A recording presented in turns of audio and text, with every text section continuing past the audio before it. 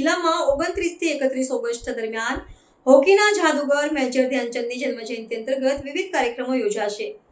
Fit રહેવા માટે રમતને જીવનનો અભિન્ન અંગ બનાવવા અનુરોધ કરતા જિલ્લા કલેક્ટર પ્રવીણ ચૌધરી તારીખ 31 ઓગસ્ટના રોજ સન્ડે ઓન સાયકલ કાર્યક્રમમાં સહભાગી બનવા કરી અપીલ।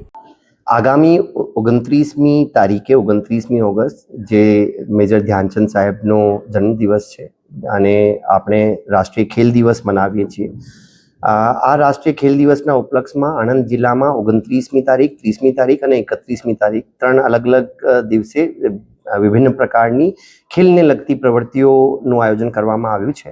29મી તારીખે જિલ્લા કક્ષાનો એક મોટો કાર્યક્રમનું આયોજન રમતગમત કેન્દ્ર જે જિલ્લાનો સ્પોર્ટ્સ સેન્ટર છે ત્યાં રમતોનું આયોજન કરવામાં આવેલ છે।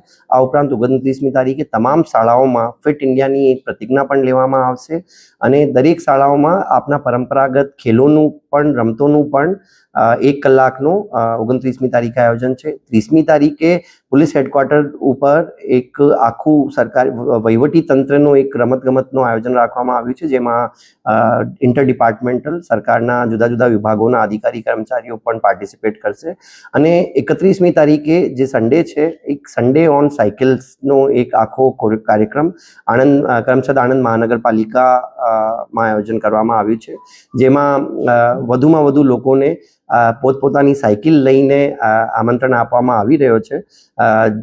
આ ત્રણ કાર્યક્રમો થકી આખા ગુજરાતમાં અને હું આણંદની વાત કરું તો આખા સમગ્ર જિલ્લાના તમામ લોકોને ફિટ રહેવા માટે અને આપણા રાષ્ટ્રના વિકાસમાં એક પોઝિટિવ કોન્ટ્રીબ્યુશન આપણે કરી શકીએ।